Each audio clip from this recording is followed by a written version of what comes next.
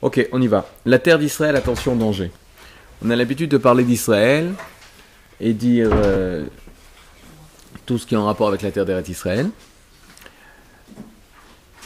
Mais avant de commencer le cours, je vais raconter une histoire, parce que c'est en rapport direct avec notre sujet. On va parler de la Aliyah, on va parler de la montée en Israël des élèves du Gaon de Vilna. Le Gaon de Vilna, il a vécu au XVIIIe siècle. Gaon, c'est-à-dire c'était un génie de la Torah. Et il a envoyé ses élèves en Eretz Israël. Et on raconte l'histoire suivante, qu'un des élèves qui montait en Eretz Israël, de quelle façon il est monté? Il est monté parce qu'un darshan, un rave qui venait d'Eretz Israël, venait leur parler de la grandeur et la beauté de la terre d'Israël au XVIIIe siècle. Et le darshan, lorsqu'il est venu parler de la beauté d'Eretz Israël, la première chose qu'il a dit à l'assemblée, c'est « Eretz Israël, c'est magnifique. La terre d'Israël, elle est belle. Le pays d'Israël, merveilleux. Là-bas, les pierres, c'est des pierres précieuses. De toutes les pierres d'Israël, il y a une lumière extraordinaire qui sort. C'est des diamants. » Lorsqu'il a entendu ça, c'était un grand rave, il est rentré chez lui à la maison, il dit à sa femme, ça y est, on part. Où est-ce qu'on va? On monte en Eretz Israël. Il ferme ses bagages, il ferme ses valises, et il prend ses bagages, et il décide de monter en Eretz Israël, d'abandonner tout de la ville où il habitait, et décide de monter en Eretz Israël. Or, le problème qui s'est passé, c'est la chose suivante. C'est que lorsqu'il est arrivé en Eretz Israël, qu'est-ce qu'il voit? Il voit des pierres. C'était pas des pierres précieuses, c'était pas des pierres qui ressemblaient à des diamants, c'était des pierres, c'était des avanim de Eretz Israël, c'était des pierres de Eretz Israël. Rien à voir avec ce que ce rave avait dit.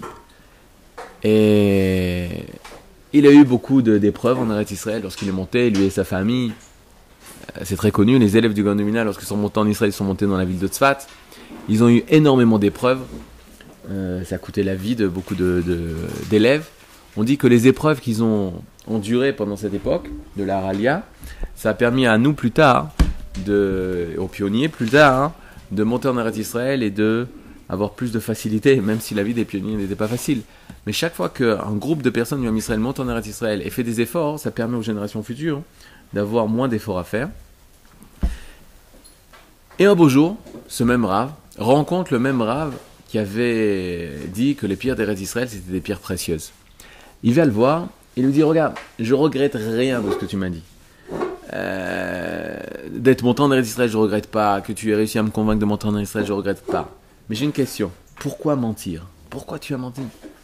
Les pierres d'Eretz Israël, c'est des pierres. Pourquoi tu manges? Dis-leur la vérité. Dis-leur l'importance de Eretz Israël, sans passer par un mensonge. Pourquoi mentir? Eretz Israël, besséder. C'est la mitzvah, une des plus grandes mitzvot.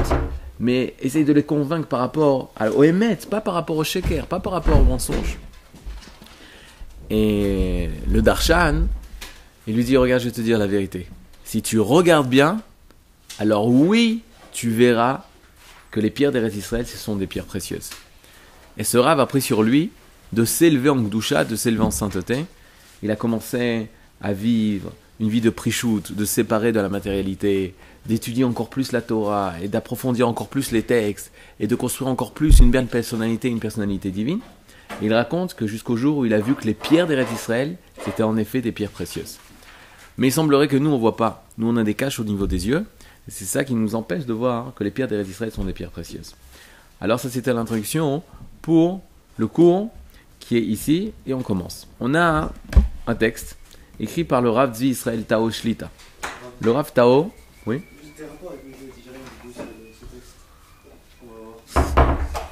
Rabbi David, c'est comme c'est tout Bishvat, on fait en rapport avec Eretz Israël, t'as raison. En effet, c'est pas rapport avec Messiat et Sharim, bien que celui qui est en Eretz Israël, il est sur la grande voie des Yesharim, des personnes à droite, mais c'est en rapport direct avec tout Bishvat. Tout Bishvat, ça mère les koulam. Vous avez des feuilles ici, bien fait. On y va. Lifne kemataim shana, vous l'avez? Lifne kemataim shana. Voilà plus de 200 ans. Erala itiashvut ayudit be'eretz Israël be'aliyat talmida Baal Shem Tov. Il y avait à commencer le repeuplement, la réhabitation de la terre d'Israël avec les élèves du Baal Shem Tov. C'est une époque extraordinaire, ce 18e siècle, puisque c'est la même époque où les élèves du Baal Shem Tov montent en Eretz Israël, donc c'est des Chassidim, et les élèves du Gaon de Vilna montent aussi en Eretz Israël, c'est des Mitnagdim, c'est des opposants aux Chassidim. Mais sur une chose, ils étaient d'accord, tout le monde était d'accord, c'était qu'il fallait monter en Eretz Israël. C'est-à-dire ces deux courants se tourner vers la grandeur de la Torah, se tourner vers les profondeurs de la Torah et surtout se tourner vers comment grandir et se rapprocher le plus possible d'Akadosh Baruch Hu, d'Hachem, de Dieu. Et une des expressions qu'ils ont eues, c'est simplement dans leur vie, tu regardes, ils ont décidé, ces deux groupes, les Chassidim et les opposants aux Chassidim, pas aux Chassidim, à la Chassidoute, ils ne s'opposaient pas aux Chassidim, ils s'opposaient à la Chassidoute, c'est-à-dire à la pensée chassidique. Ils ont décidé, les deux, de monter en Eretz Israël. Et à leur tête, Uberosham, Rabbi Menachem Mendel, Mivitzvak. Alors, c'était un grand rave chassidique, le Rabbi Menachem Mendel Mivitzvak. Yechidim tzadikim chassidim alou laretz mitor kavanot atzilot venisgavot. Ces mêmes tzadikim, lorsqu'ils sont montés en Eretz Israël, c'était dans le but de s'élever au niveau de la sainteté. Les hashlim ou les charlel et gdushatam al yede gdushata shel Eretz Israël, et de parfaire leur sainteté individuelle par la sainteté de la terre, la sainteté de Eretz Israël. C'est-à-dire, pourquoi cette personne veut monter en Eretz Israël? Tout simplement parce que c'est Makom HaShrina, parce que c'est l'endroit de la Shrina, c'est l'endroit où Akadosh Baruch Hu est né Hashem Eloke Chaba, les yeux d'Hachem se portent sur ce pays de Mereshit Shana, d'Achrit Shana, du début de l'année à la fin de l'année. C'est-à-dire comment une personne qui veut grandir dans la sainteté, dans la Gdusha, dans la sainteté, dans la Tara, dans la pureté, ne veut pas monter en Eretz Israël. C'est l'endroit par excellence qui est fait pour pouvoir atteindre les niveaux de sainteté, les niveaux de prophétie, les niveaux de Yirat Hashem, le niveau de crainte d'Hachem. Et donc par conséquent, les élèves du Baal Shem Tov ont décidé de monter en Eretz Israël parce que c'est Makom HaShrina. Pas parce qu'il y avait du terrorisme, et pas parce qu'il y avait des problèmes, et pas parce qu'il y avait des pogroms, et pas parce qu'on n'avait rien à manger en Europe. Au contraire, ils savaient que lorsqu'ils arrivaient en Eretz Israël, il n'y avait rien à manger. Ils savaient lorsqu'ils arrivaient en Eretz Israël que tout était à faire. Mais si tu les arrêtais en chemin et tu leur demandais « Mais pourquoi tu montes en Eretz Israël ?» C'est pas par fuite, c'est parce qu'ils voulaient construire. Construire la Gdusha, construire la sainteté personnelle de leur personne, de leur individu et de leur famille. Les Sifro shel Rabbi Menachem Mendel, Rabbi Menachem Mendel a écrit un livre. Ce livre s'appelle Peri Haaretz, le fruit de la terre. Tzurfu Mirtavim shel Bnei Doro, Akohen Agadol Miechav, Rabbi Avram Mikalisak. Et là-bas, il y a une lettre, dans ce livre-là, de Rabbi Menachem Mendel, il y a une lettre d'un grand tzaddik qui s'appelait Rabbi Avram Mikalisak. Et qu'est-ce qu'écrit ce Rav? Il vient de prendre feu. Et qu'est-ce qu'écrit ce Rav? Ce Rav, Rabbi Avram Mikalisak, il écrit en fait des adrachot, aoskim, be adrachot, les talmidav ou les chassidav chez Bechutz Laretz. Lui, ce Rav, il a décidé de monter en Eretz Israël, et ses élèves, eux, sont restés encore en Pologne, en Europe de l'Est, en Russie. Tzurfou ont été rajoutés. Et qu'est-ce que fait son Rav? Le Rav, il continue à envoyer des lettres à ses élèves, des lettres pour pouvoir encore éduquer ses élèves, leur montrer le chemin de la Gdusha. Et dans une de ces lettres, il y a une lettre spéciale. Be'echad Amirtavim. Je suis à la deuxième piska, tout en haut à droite. Be'echad Amirtavim. Dans l'une de ces lettres, Motse Rabbi Avraham Mikalisak, donc c'était un grand chassid, qui était monté en Eretz Israël, élève du Baal Shem Tov, Sorech le'azir et otam achafetzim la'alot bigvotav la'aretz. Il veut mettre en garde les mêmes élèves qui ont décidé de suivre ses pas, à leur maître, de monter eux aussi en Eretz Israël. C'est-à-dire qu'est-ce qu'ils ont décidé?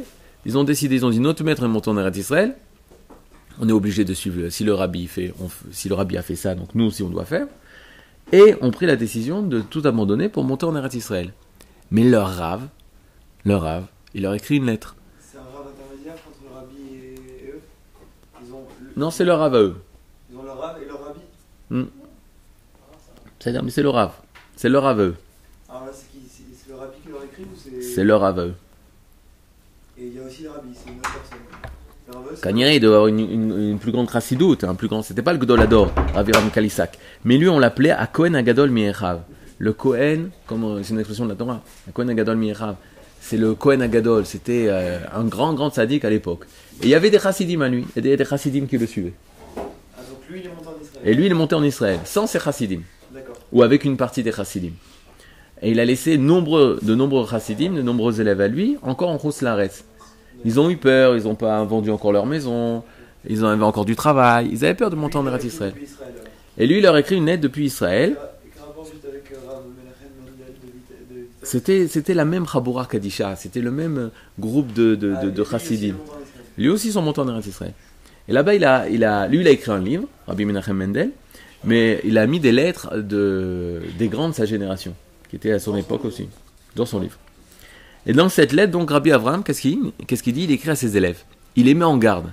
Vous allez monter en Eretz Israël, attention, danger. C'est-à-dire, lui, il est en Eretz Israël, il les prévient, vous voulez monter en Eretz Israël? Ken.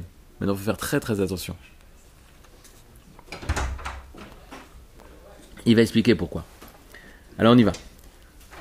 Be'echan mimir tavim elu, motze Rabbi Avraham, tzorer le'azir et otam chavtsim la'alot be'ikvotav, la'aretz, ou Léodiam et les maîtres leur renseigner, et Tofi Amiyuchad vek Shai Aklita Arabim Sheyesh Be'aliazo. Il les met en garde contre toutes les difficultés de la Alia. Maintenant, pourquoi c'est difficile? La Alia est difficile, regardez pourquoi. Mitzad Ma'alat Haaretz V'yichuda. À cause, Mitzad, du point de vue, du côté. Ma'alat Haaretz, la grandeur d'Israël, de ce pays. V'yichuda et sa particularité. C'est-à-dire, étant donné que cette terre est spéciale, de s'intégrer dans cette terre, d'habiter cette terre, de vivre sur cette terre, c'est quelque chose de très très très difficile. Et donc, il faut savoir que lorsqu'une personne monte en Eretz Israël, dit Rabbi Avraham, tu veux monter, c'est très bien, mais il faut que tu saches les dangers de cette terre. Et il continue. Nosé Amirtav, le sujet de cette lettre, ou omnam akshaim aovrim aladam prati olé l'Eretz Israël. C'est vrai que ça concerne les difficultés qu'un individu, qu'un juif, lorsqu'il monte en Eretz Israël, va rencontrer. Ou beofen meyuchad yichide sgula olim mitor kavanot elionot. Et en particulier, à qui on s'adresse ici? On s'adresse pas à n'importe quelle personne qui va monter en Eretz Israël. On s'adresse aux tzadikim. C'est-à-dire là, il est en train d'écrire à des tzadikim qui vont monter en Eretz Israël. Il les met en garde aussi.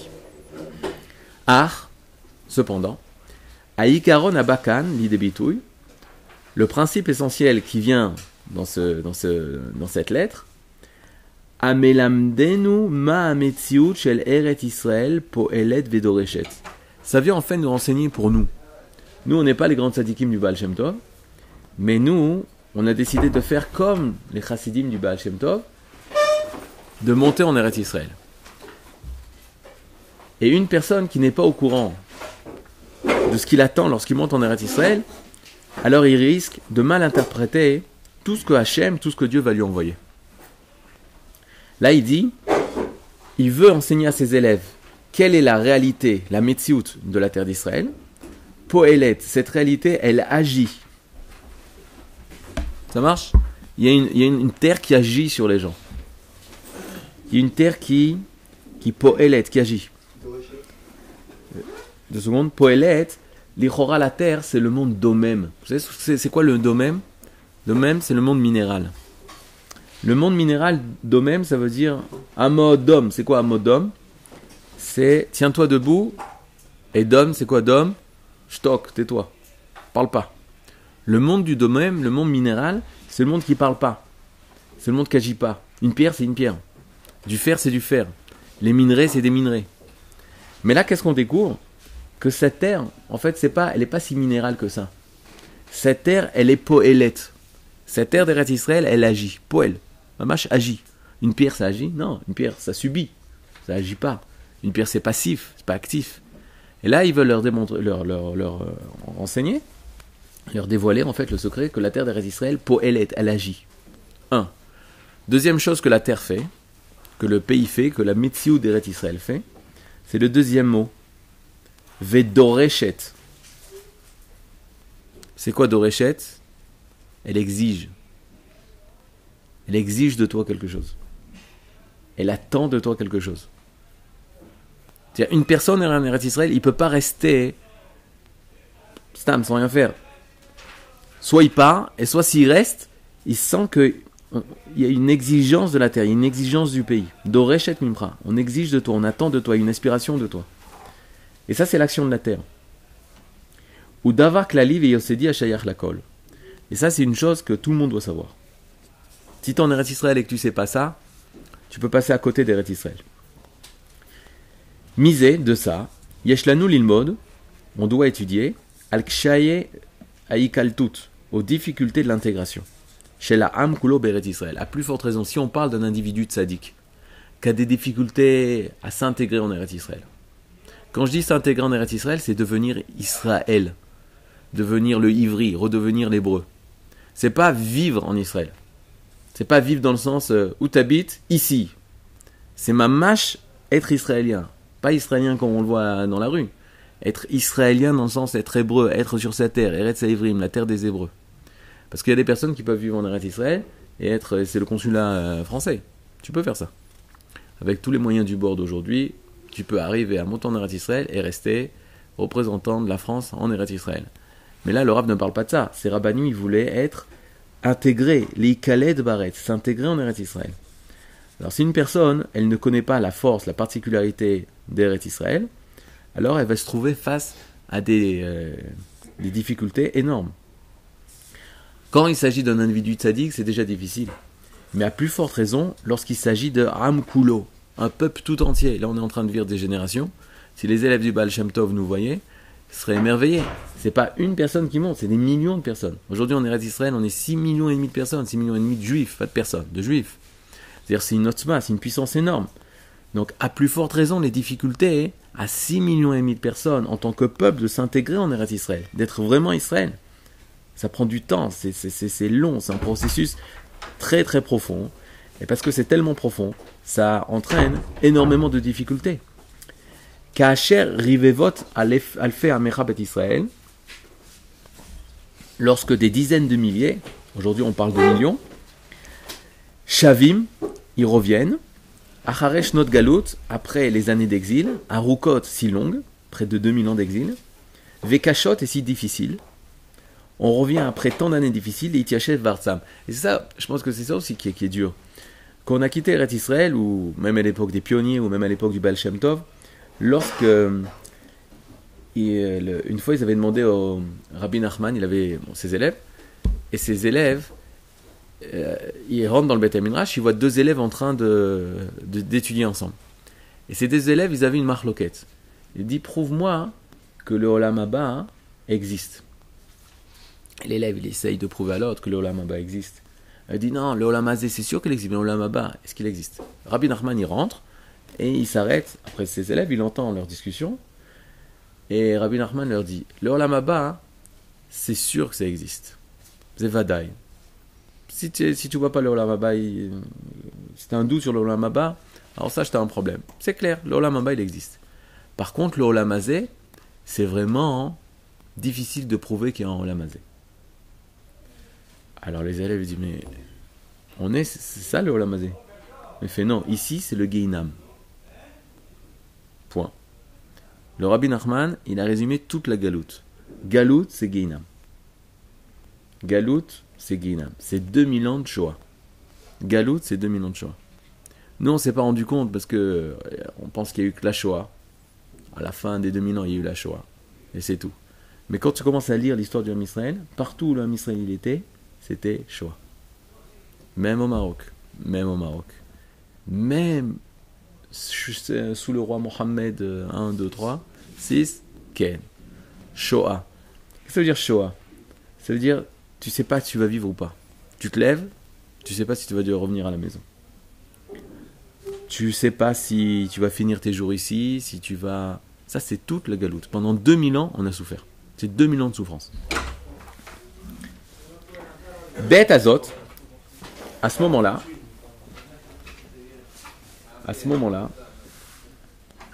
car, Yosef, לא התחלת את הטירונות, עוד חודש וחצי הטירונות.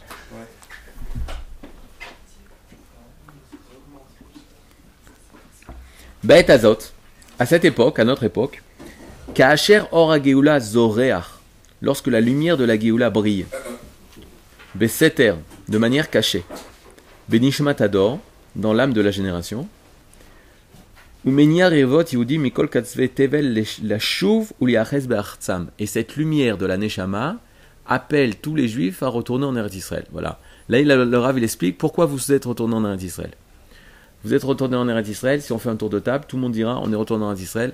Moi, je suis monté en Eretz Israël, vous savez pourquoi parce que je devais commencer mes études, et j'ai dit, waouh, ça va être dur, les examens le Shabbat, que je vais rater. J'avais un ami, au même moment, il n'a pas pu avoir son diplôme parce qu'il y avait un examen Shabbat. Donc il a refait toute une année à l'université, pas à l'université, dans une école. J'ai dit, c'est pas possible de faire ses études et d'être Shomer Torah ou Mitzvot. Les filles et les garçons, les écours Shabbat, El Maasot, il faut monter en Eretz Israël. Donc si tu me demandes à moi pourquoi je monte en Eretz Israël, c'est parce que c'est pour faire mes études Rol dans la Torah et dans les Mitzvot. C'est-à-dire, il y en a d'autres, ils montent, non, c'est pourquoi? Parce que je me sens pas bien en France, je me sens étranger en France. Il y en a d'autres, non, parce qu'il y a du terrorisme. Il y en a d'autres parce que telle et telle raison. La vraie raison, c'est ce qui a marqué ici. Or à Géoula, la lumière de la Géoula, de la délivrance d'Israël, qui brille dans la Neshama de la génération, de l'âme des générations, elle pousse chaque juif à monter en Eretz Israël. C'est ça qui nous pousse à monter en Eretz Israël. Après, qu'est-ce qui fait le Sechel? Qu'est-ce qui fait l'intellect? Il va donner des raisons. Mais ces raisons, elles sont rationnelles. C'est pas la véritable raison. La véritable raison, c'est parce que la lumière de la Neshama s'éclaire et t'appelle à revenir au centre de la Neshama qui est à Jérusalem. Alors, qu'est-ce qu'il dit? À l'époque où on retourne en Eretz Israël, Advarim Aktuvim Kan. Donc, c'est cette lettre qui a été écrite il y a 200 ans, Mekablim Mishnek Tokef. Elle a encore plus d'importance. VHBM Kedele Haïr, ou les Varer et Takshaim Vamashberim Ovrim Alenu Bedorotele. Et on peut comprendre toutes les difficultés et toutes les souffrances qu'on est en train de passer. Vous savez qu'il y a certains rabbanim, je ne sais pas si c'est exactement quel rabbanim, ils veulent faire 3 jours de jeûne, comme à l'époque de Esther. À cause de tous les pigouim, à cause des attentats en Israël, ils veulent faire 3 jours de jeûne comme à l'époque d'Esther. En plus de quoi? En plus du jeûne d'Esther? Non, comme à l'époque de Esther. Esther, elle a décrété 3 jours de jeûne. C'est-à-dire? Donc ils ont décidé de faire 3 jours de jeûne. Dans une marloquette dans les Masechet Yebamot, est-ce qu'ils ont jeûné 3 fois 24 heures ou 3 fois 12 heures? Je pense que la majorité disent que c'est 3 fois 24 heures, c'est un miracle. Ouais, 3 fois 24 heures. Personne ne peut le faire. Personne peut le faire? Non, personne, tu peux pas faire. Tu peux pas faire un décret de 3 fois 24 heures. Mais 3 fois 12 heures, 3 fois la journée, Kilou, c'est possible? On peut le faire séparément. Par exemple, lundi on fait, mercredi. Non, il faut que ce soit 3 jours de suite. Genre, tu manges. Mais tu fais pas la fête. Non, mais tu fais pas la fête. Tout le Inyan, c'est quand tu jeûnes. C'est pas l'Inyan de le soir, je mange, on fait un kiff. Là, c'est tout l'Inyan d'être dans la tefila. Je connais des rabbanim, ils jeûnent 2 jours. Vous savez, dans la Rabbi aussi, dans la Gemara, il dit Alvaï, si au moins j'avais eu la force de jeûner le 9 Av et le 10 Av. Parce qu'on fait le jeûne le 9 Av, à Tisha B'Av, parce que ça a commencé à brûler le 9 Av. Mais il a brûlé le 10 Av aussi. Et on ne peut pas faire une xéra que le tzibour ne peut pas la mode. Si le tzibour ne peut pas tenir, alors on ne peut pas faire une xéra. Et donc, on jeûne seulement le 9 Av. On aurait dû jeûner le 9 et le 10. C'est pour ça que les dînes de Avelout, ils sont takefim, aussi le jour, le 10, le lendemain. C'est pas le 10, on est joyeux, etc. Le 10 Av. Et il y a des rabbanim en Eretz Israël qui jeûnent le 9 et le 10, 2 fois 48 heures. 2 fois 24 heures, ça fait 48. D'accord? Ce que font les psychométriques. 2 fois 24, ça fait combien? Mange le soir. Non, ça n'arrête pas, sans manger.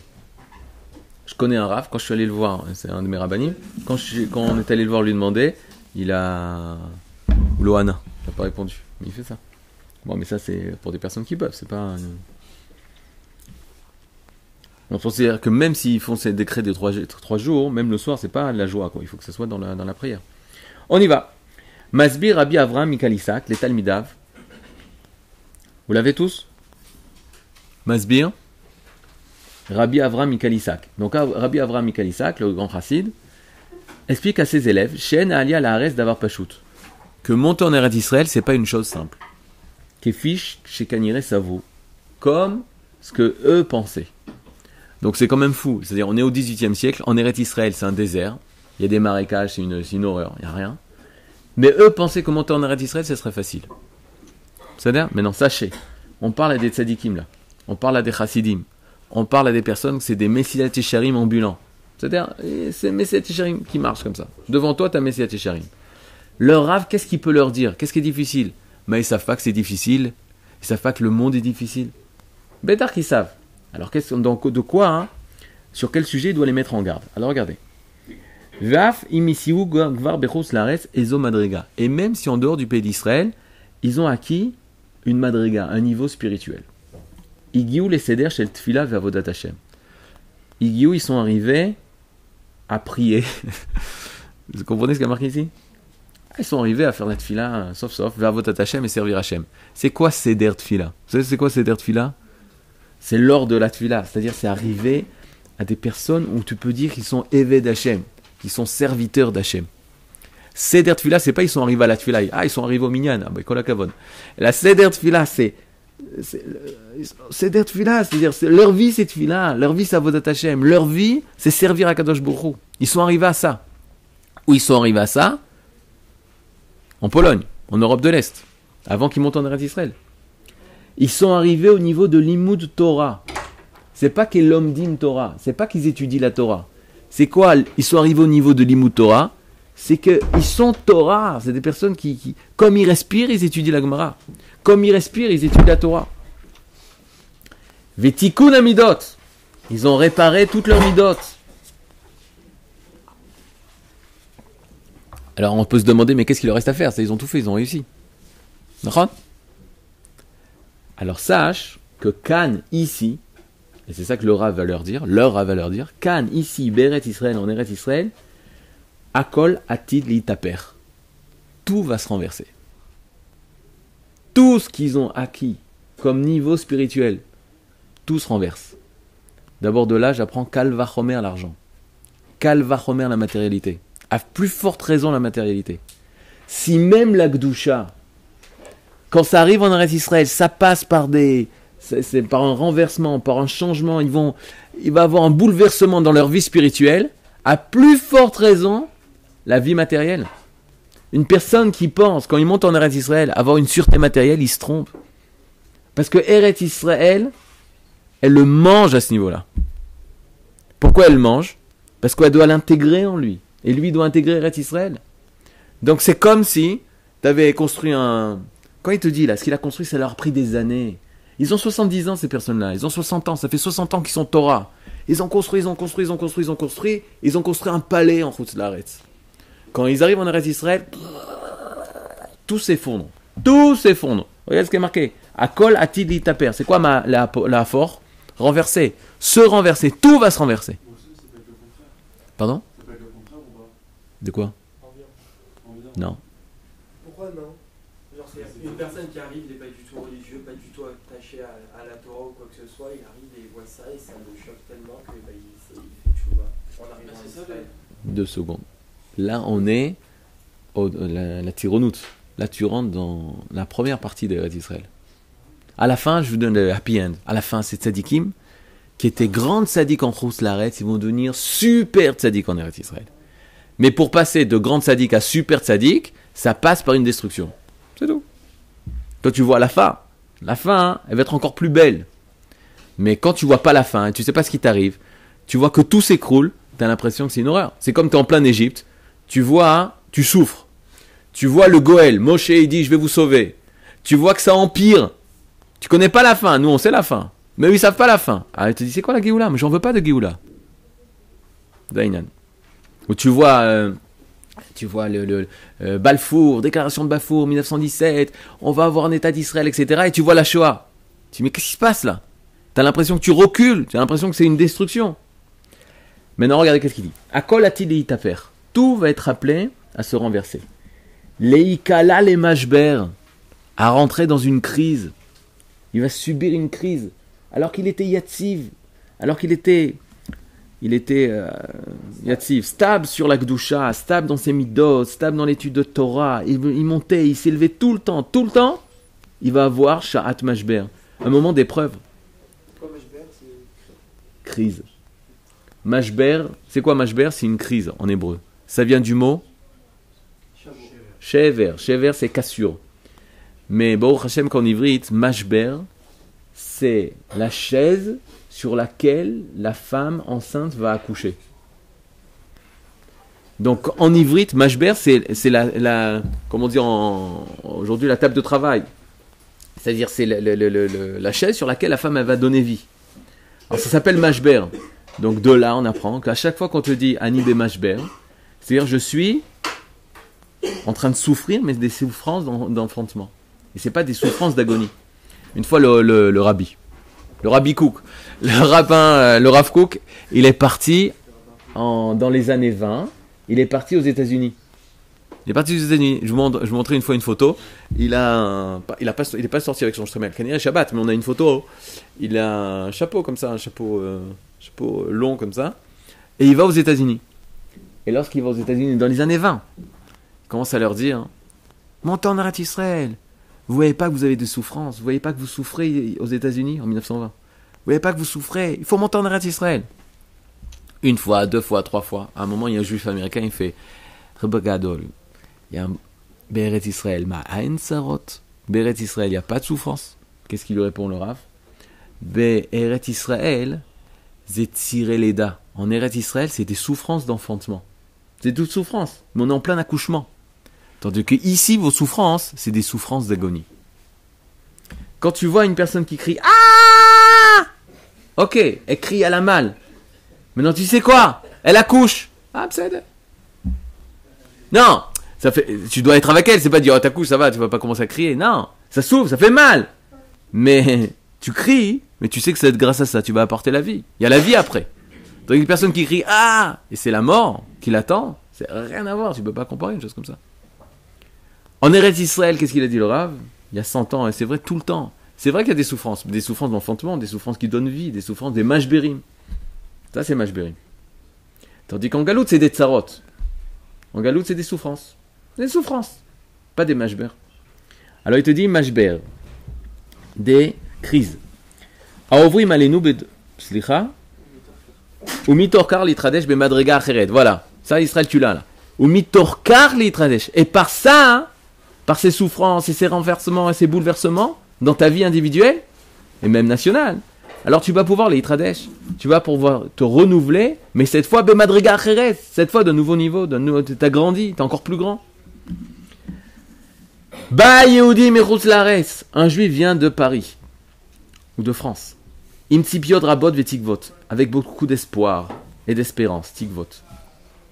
Chalomot, des rêves. Aleret zavatralav ou dvash. Il rêve d'un pays où coule le lait et le miel. Begash miut, en matérialité. Je vais réussir en Eretz Israël, je vais réussir en matérialité. Mais pas seulement. Ou makom ashrat ashrina, c'est l'endroit où va se dévoiler la présence divine, beruchaniut, je vais avancer spirituellement. Et donc, et spirituellement, et matériellement, je vais grandir en Eretz Israël. Vine, et voici, quand il monte en Eretz Israël, il descend de l'avion, nifgash kan im afar. Qu'est-ce qu'il rencontre? La poussière. Avanim, des pierres. Chorvot, des ruines. Inkshaim kiyumim, des difficultés de survivre. Zvivatim, au niveau de l'environnement. Démographique.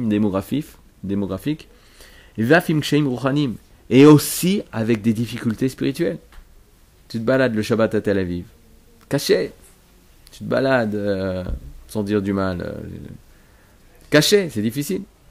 Mirov ipurim vigulgulim umiraot, de toutes ces souffrances, à cause de tout ce qui se passe en Israël, des difficultés qu'il a, les psychométriques, l'apprentissage de la langue, la culture, les changements de mentalité, l'étude de la Torah.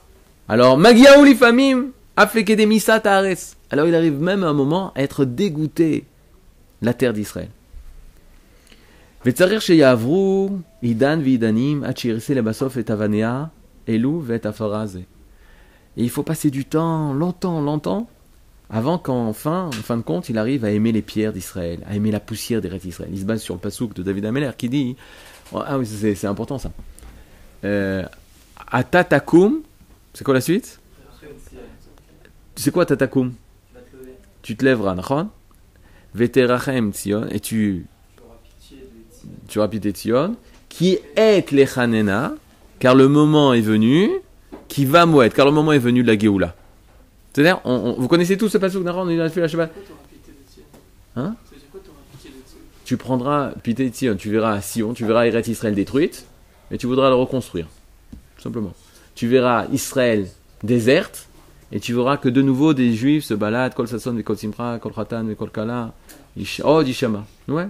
Tu prendras pitié, tu auras peine de Tzion. Tu verras, elle est désolée, il n'y a personne, c'est le vide, etc. Et tu veux monter. Pourquoi? Alors que l'histoire elle se répète, c'est-à-dire qu'au moment où Hachem a fait sortir les Juifs d'Égypte, les Méravidim, c'est pareil, ils sont arrivés en Israël, ils ont vu comment c'était, ils sont revenus, ils ont dit ouais, faut pas y aller, et l'histoire elle s'est répétée plusieurs fois, et à chaque fois, en quelque sorte, on retombe dans le piège. On a du mal. Si on lit l'histoire, au final, Hachem il s'est occupé de nous et tout s'est bien passé. Nachon. C'est ça la difficulté du passage du livre à l'être. Du livre au vivre. Il y a le livre, il y a ce qui a marqué, mais est-ce que le livre, c'est vivre, c'est dans l'être, c'est pas évident. Si tu arrives à faire passer ce qui a marqué dans le livre dans ta vie, alors tu as réussi. Tu as réussi tous les mashberim. Et malheureusement, ce qui est marqué dans le livre, on n'a pas forcément vécu en nous. C'est pour ça qu'on a, même si c'est déjà passé dans notre histoire, on n'a pas su être celui qui a dépassé ça dans l'histoire et donc passer ça de façon la meilleure malheureusement. Mais la fin du passouk, pour revenir, ça s'arrête là. Mais en fait, c'est un début d'un passouk. La fin du passouk, c'est ça. Écoutez bien le passouk. La fin du passouk. Quand est-ce qu'est venu le moment? Il n'y a pas marqué Nachon? Qui va mouêtre. Car le moment est venu. Le moment de la Géoula est venu. La suite du passouk de Tehilim, il dit Kiratsu avadecha et avanea vet afara yechonenu. C'est lorsque tes serviteurs voudront ses pierres à elle, aux pierres d'Eretz Israël, et sa poussière, ils la chériront. Quand est-ce que la Géoula viendra? C'est quand de nouveau les Juifs aimeront les pierres et la poussière d'Israël. C'est-à-dire, tant qu'il n'y a pas des Juifs qui veulent retourner en Eretz Israël, coûte que coûte, même s'ils trouvent de la poussière et des pierres, alors la Géoula ne viendra pas. Et c'est pour ça que dans la Gemara, il ramène que les Amoraïm, lorsqu'ils montaient en Eretz Israël, ils quittaient Bavel pour monter en Israël, qu'est-ce qu'ils faisaient? Ils se roulaient, bidiouk, dans la poussière, ils embrassaient les pierres, ils se roulaient, mais kaïfé, ils se roulaient dans la poussière. Dans la poussière. Kaïfé dans la Gemara, kaïfé en araméen, ça veut dire les pierres. C'est le mot kif. Kif, leur kif, c'était d'embrasser les pierres d'Eretz Israël. Parce que Kaniré, eux, ils voyaient que c'était des pierres précieuses. Eux, ils comprenaient la profondeur d'Eretz Israël. Mais pendant 2000 ans, on a oublié la grandeur d'Eretz Israël. Au bout de 2000 ans, on retrouve l'importance à nos yeux de Eretz Israël, et c'est ça qui nous fait monter en Eretz Israël. Alors regardez. Donc il faut passer du temps avant de chérir les pierres d'Eretz Israël, qui fichem bematzava non-chechi, en fonction de leur situation. Quand tu vois Israël, alors c'est pas évident, hein, tu viens tout de suite à aimer Israël. De notre époque, c'est sûr, c'est beaucoup plus facile. C'est beaucoup plus facile de s'attacher à Israël, d'aimer Israël. Mais à l'époque, c'était pas évident. Amatzrich harbe amal veyetzira, terem tia aretz gan eden befoal, avant que la terre d'Eretz Israël soit un gan eden.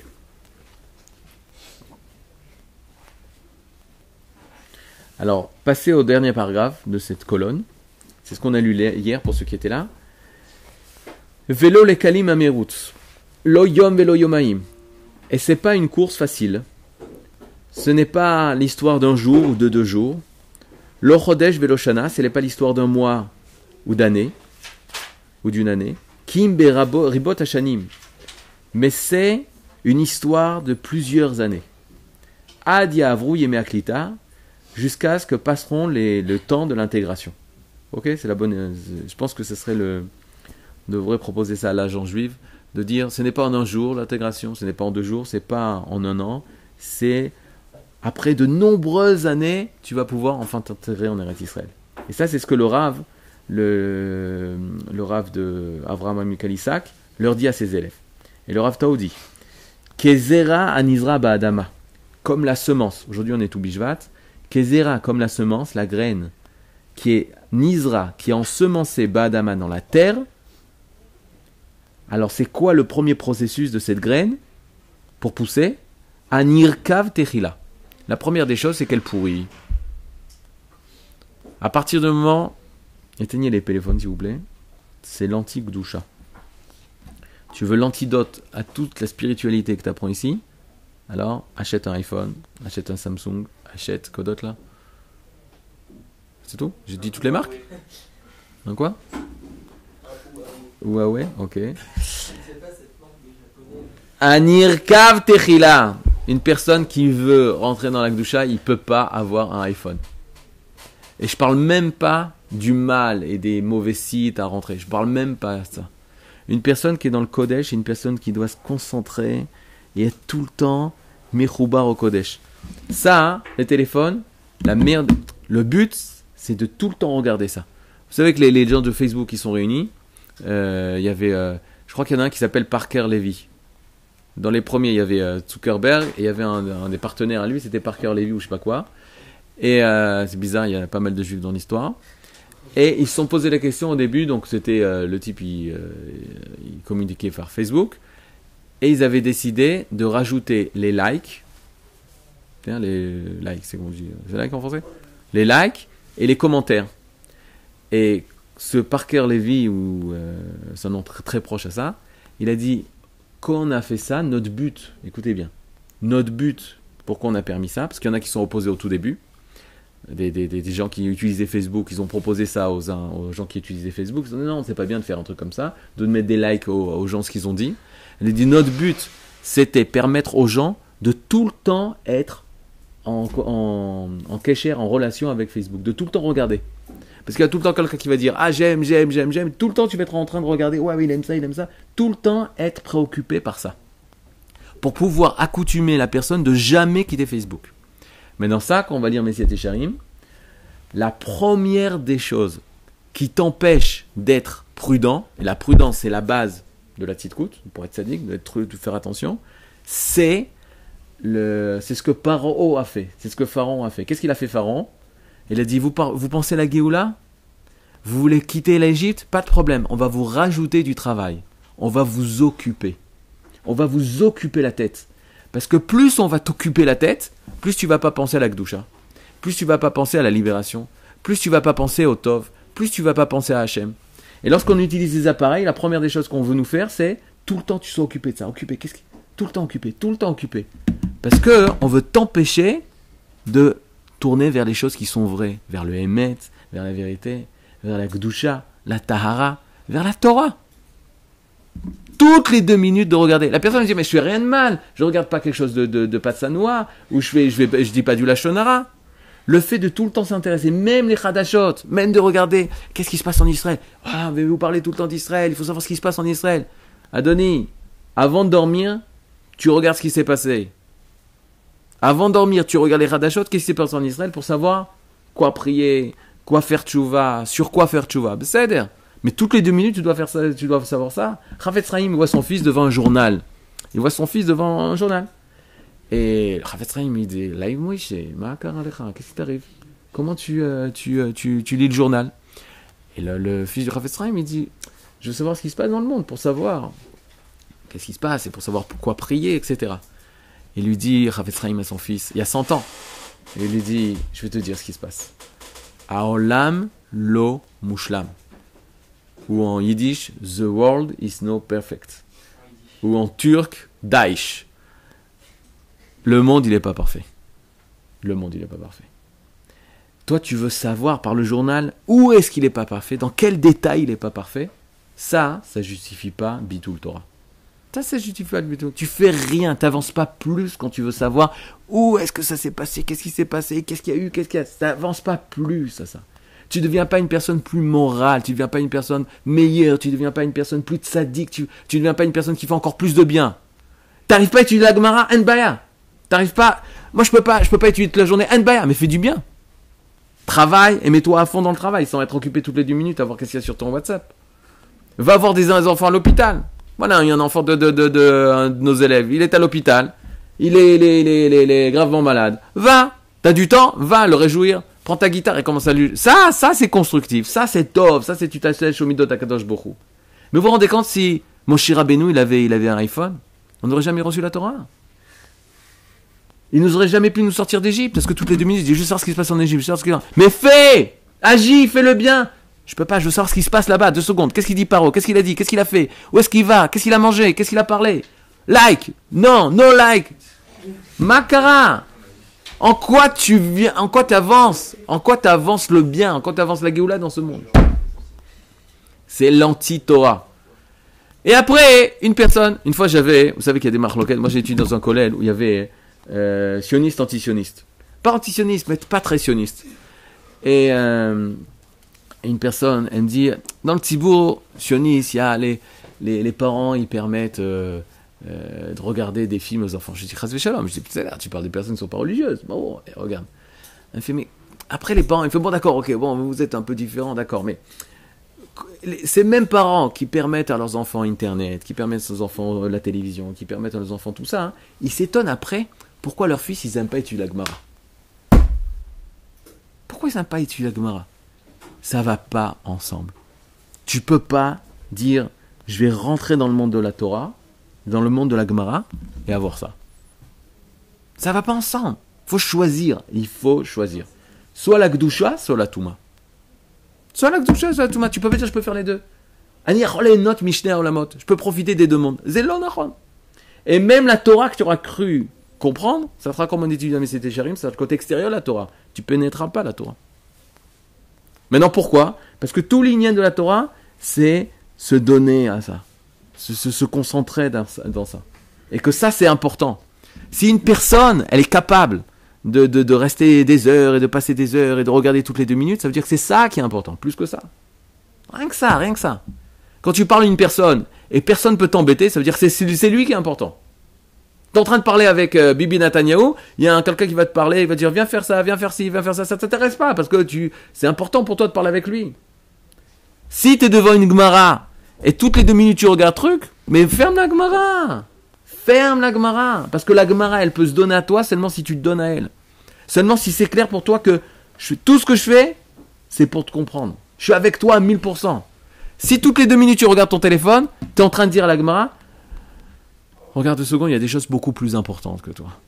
Et quand tu dis ça à la Torah elle se ferme à toi. Tu peux passer des millions d'années, 1 milliard d'années-lumière devant une Gemara, ça ne marchera pas. Et tout l'union de la Gemara, c'est quoi? C'est casse-toi la tête, casse-toi la tête, casse-toi la tête. Ama la Torah. Mettre l'effort intellectuel dans ce texte-là. Pour ça que c'est écrit, tac, tac, tac, tac, tac. Et quand toute ta vie, tu as été habitué à ça, la première des choses qu'on te renseigne, tout doit être facile. Tout doit être facile. En 2 minutes, tu as tout. En 2 minutes, tu peux tout savoir. En 1 seconde, tu peux savoir s'il va y avoir la neige ou s'il va pas y avoir la neige, s'il doit faire ça, les réponses, où est-ce qu'il y a le bus, où est-ce que ton machin. Tu me dis, mais c'est hyper utile. C'est hyper utile. Mais est-ce que tu as été formé pour pouvoir pour dominer ça? On est en train de t'enseigner, tu peux tout avoir tic-tac. Oh, tu n'as pas besoin d'effort. On est en train de te dire, n'aie pas d'effort. Ne fais pas d'effort. Ça, c'est l'inverse de la Torah. Ne pas faire d'effort, c'est l'inverse de la Torah. Et quand il ne reçoit pas tout de suite ce qu'il a, alors la personne, elle est pas contente. Alors que dans la Torah, c'est l'ignan. On ne te donne pas tout de suite ce que tu dois avoir parce que tu dois mériter pour l'avoir. Et ça fait une génération où les personnes, ils ont plus envie de construire, plus envie de s'efforcer, plus envie de rien, plus envie aucun inyan, aucune une envie de faire des efforts. Pourquoi? Parce qu'on a tout reçu. On a tout reçu de façon gratuite. Ça, c'est l'Achman et Kisoufa, ça c'est le pain de la honte. Le pain de la honte, c'est une personne qui reçoit du pain et qui ne mérite pas. Alors même s'il reçoit tout le pain du monde, il n'est jamais rassasié. Il n'est jamais rassasié. Et ça, c'est l'inverse d'un Ben Torah, ça c'est l'inverse d'une personne qui veut Torah. Une personne qui veut Torah, c'est une personne qui doit se donner à fond pour la Torah. Une malasot. Alors c'est Nermat, t'étais à la yeshiva. Mais je pense que les personnes qui sont à la yeshiva, leur but c'est d'étudier la Torah, de se donner la Torah. Première des choses, c'est minimum des minimums, c'est depuis quand tu te lèves le matin,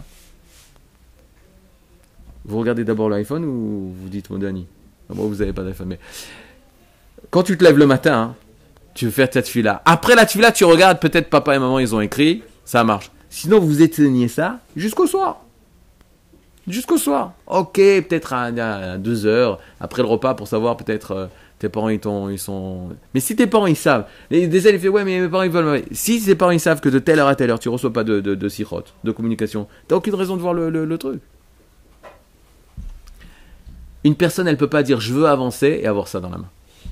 C'est comme s'il va au mikvé, il tient un serpent mort, et il dit, je veux être pur. Et il se trempe dans le mikvé. Alors lui dit, mais attends, je suis trempé, j'étais dans le mikvé. Il fait, mais regarde ce que t'as dans la main, t'as un serpent. Un serpent, tu restes tamé toute ta vie. Donc tu peux pas arriver à dire, je veux me tremper dans la Gdoucha, et rester. Après les gens, ils se disent, la Gemara, je sais pas. Bah, tu sais pas. Bah, ça t'a pas nourri. Parce que c'est comme si tu étais en train de prendre de la Gdoucha, et ensuite toute la Gdoucha la retirer, la ressortir de toi, la vomir. Alors c'est sûr que la Gemara, t'as pas vu que t'as avancé. Facile de dire, je sais pas, la Torah, moi, c'est bien, peut-être, je sais pas, bon, moi ça me parle pas. Est-ce que tu t'es donné les chances que la Torah te parle? Est-ce que tu lui as donné la chance que la Torah t'a parlé? C'est comme une fille, t'as rencontré une fille en date pour un shidour, je sais pas, tu lui as pas parlé, tu n'as pas essayé de comprendre qui c'était, t'as pas approfondi. Alors c'est sûr, toutes les filles du monde, tu peux voir un million de filles, personne ne pourra te convaincre de te marier avec toi. Et là, si tu arrives à connaître la personne, si tu arrives à t'investir à la personne, là, tu vas connaître la personne. Alors là, peut-être, tu vas pouvoir une chance de rencontrer la personne. Tout d'avoir la Torah, c'est comme une femme. La Torah, c'est Nekeva. Si tu donnes pas à elle, si tu montres qu'il n'y a que elle, jamais tu pourras avancer. Tu pourras connaître des Gemara par cœur. Moi, j'arrive, moi, je connais tous les trucs. Mais c'est pas Torah. Pas Torah. Tu seras un MP3 ou un MP613. Tu pourras réciter des Gemarot par cœur. Mais j'ai pas besoin de toi pour réciter une Gemara par cœur. J'ai Rav Google Shlita, j'ai plein de choses pour réciter la Gemara par cœur. J'ai pas besoin de toi. Moi, j'ai besoin. Le Ham Israël, il a besoin. C'est pas moi qui ai besoin. Le Ham Israël, il a besoin de Talmidei Chachamim, d'un Messias Tisharim qu'on a dit ambulant, d'une Gemara ambulante, d'un Torah, d'un Chacham, d'un sage. Elle n'a pas besoin d'une personne qui connaît des Gemarot par cœur. Ça sert à rien. Quelle heure il est? Vous voyez, même l'heure, on est obligé de voir pour arrêter. Même ça nous fait arrêter les shiur. Bon, on continue. Juste 3 lignes. Ensuite, on va étudier la Gemara. Sans iPhone. D'ailleurs, iPhone en hébreu, c'est les mêmes lettres que Miou, enfin, des gauches. Waouh, c'est beau ça. Waouh. On va devoir arrêter le cours là. C'est trop de lumière. Tu es iPhone, je vais t'expliquer c'est quoi le truc. Le problème, c'est que tout... en français, ils appellent comment en français le iPhone? Ah ouais? Non, parce que iPhone, ils comprennent même pas ce que ça veut dire, Kenir, non? Parce que quand tu dis iPhone, c'est iPhone quoi, je téléphone. Tout ce que l'Occident il veut te vendre, c'est l'inverse de la Torah, c'est I. I, moi, iPhone, iPad, iPod, iTouch, i24, a25, a45. Tout c'est moi. Et tout le Inyan c'est quoi hein? De la Torah c'est l'inverse. Tout le Inyan de la Torah c'est nous, c'est Anachnu. Et lui, il doit te dire non, l'essentiel c'est toi, c'est ton monde, t'as tout ton monde, voilà, c'est toi. T'es là, t'as plus besoin de personne. T'es là, t'as tous tes copains. J'avais pour finir, ma tante. Je suis allé rendre visite en France. Il y avait un ami, il y avait son fils, c'est un cousin. Et il me montre son Facebook. Alors, il montre sur Facebook, il a 13 000 amis. 13 000 amis. Alors il me dit, regarde, j'ai un ami là, et un ami là, et un ami là, et un ami et aux États-Unis, et en Australie, et ta. Et la tante, elle est à côté, elle entend. Elle dit, voilà, j'ai des amis, tu te rends compte, 13 000 amis, tu sais ce que ça veut dire 13 000 amis, tout ça, etc. Je dis, ouais, c'est vrai, David Altar, il s'occupe, on a seulement 3 000 amis, c'est vrai, 13 000, c'est un essai, quoi, la cavode et tout. Qu'est-ce qu'elle me dit, sa tante, elle fait, David, il a 13 000 amis, mais la maison, elle n'a jamais été aussi vide. Bezrat Hashem, kol tout.